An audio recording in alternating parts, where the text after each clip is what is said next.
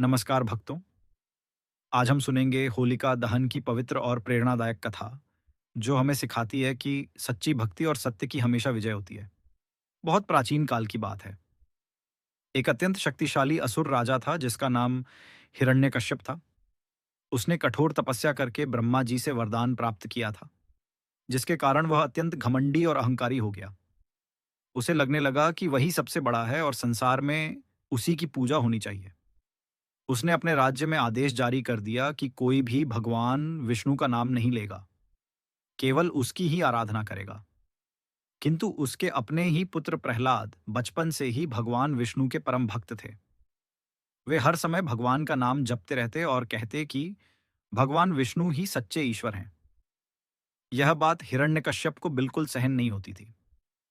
उसने प्रहलाद को समझाने की बहुत कोशिश की, परंतु जब वह नहीं माने तो उसने उन्हें कठोर दंड देना प्रारंभ कर दिया।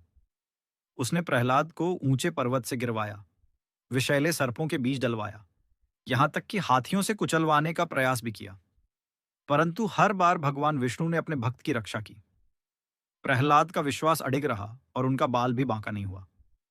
जब हिरण्यकश्यप के सारे प्रयास असफल हो गए, तब उसने अपनी बहन होलिका की सहायता ली। होलिका को वरदान प्राप्त था कि अग्नि उसे जला नहीं सकती।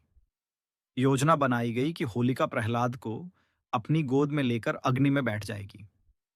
प्रहलाद जल जाएंगे और होलिका सुरक्षित बाहर आ जाएगी। समय आया, अग्नि प्रज्वलित की गई। होलिका प्रहलाद को गोद में लेकर अग्नि में बैठ गई।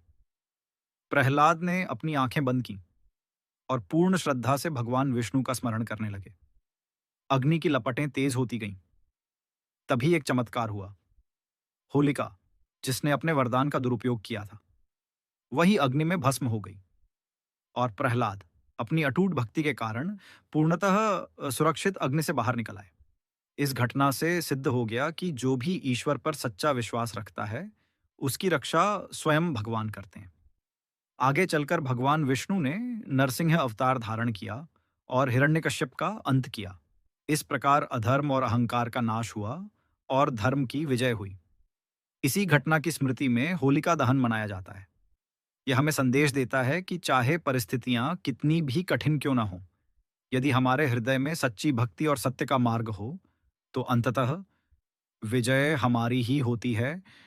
जय श्री राम। जय बजरंग बली।